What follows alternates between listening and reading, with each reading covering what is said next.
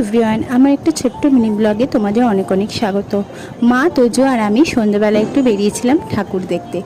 আমাদের দেশবন্ধু পার্কের যে ঠাকুরটা সেটা সব সময়ই ভালো হয়, মানে প্রতি বছরই খুবই সুন্দর হয়, প্রচণ্ড ভিড় হয়।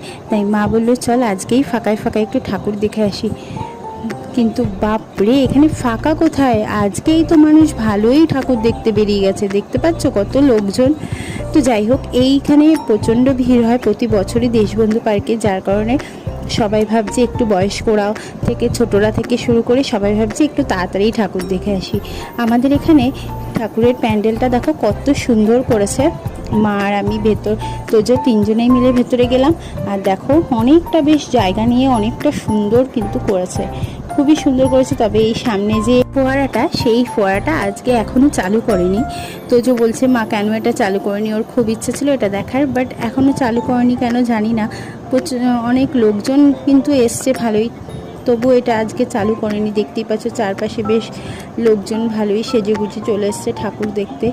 আর মায়ের প্রতিমার তো মানে বলার না, এত সুন্দর হয়েছে। আর মাকে দেখলে সত্যি মনটা বেশ জুড়িয়ে যায়। মায়ের প্রতিমা খুবই সুন্দর। দেখো আমরা ভেতরে যাচ্ছি, তোজো আর মা আগে আগে যাচ্ছে। আর দেখো মায়ের মুখটা কি মিষ্টি না, দেখে যেন একদম মনটা সত্যি ভরে গেল। আর এখানে মা কালীর সাথে কিন্তু মা দুর্গাও আছে, আর শিব ঠাকুরও আছে, কার্তিকও আছে, গণেশও আছে, এপাশে শ্রীকৃষ্ণও আছে। তো এখানে সবাই বেশ ছিল, বেশ ভালো লাগছিলো। প্যান্ডেলটা একটু দেখিয়ে দিলাম, ঝাড়টাও বেশ সুন্দর ছিল, ভেতরটা খুবই সুন্দর। অন্যান্য দিন তোমাদের এত সুন্দরভাবে দেখানো আমার সৌভাগ্য হবে না, কারণ খুব ভিড় হয়। তোজোর খুব ইচ্ছা ছিল, বাড়ি থেকে আসার আগেই বলেছে মকটেল খাবে, তাই ওকে নিয়ে চলে এলাম একটা মকটেলের এখানে। সত্যি কথা বলতে আমার এইসব জায়গার মকটেল একদম ইচ্ছা করে না ওকে খাওয়াতে, কিন্তু ওই যে বায়নার কাছে মারা কোথায় পারে। শুধু মা কেন বলবো, দাদু ঠাকুমা বাবা কোথায় বা পারে বাচ্চাদের বায়নার সামনে বলো। তো জোর করে এই যে অরেঞ্জ ফ্লেভারের মকটেলটা নিয়ে নিল। তো বাড়ি থেকে যেহেতু দুধ খেয়ে এসে তো সম্পূর্ণটা শেষ করতে পারিনি।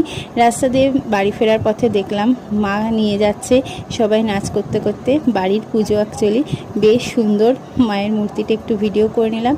তারপরে ওই যে আমাদের পাড়ার সামনেই একটা রেস্টুরেন্ট আছে, ওখানে ওর ইচ্ছা ছিল বার্গার নেবে, বাট বার্গার এই দিন করছে না ওরা পুজোর সময়, কারণ অনেকক্ষণ লাগে করতে, দেরি হয় এটা। তাই শেষমেশ পিৎজার অর্ডার দিতে হলো আমার।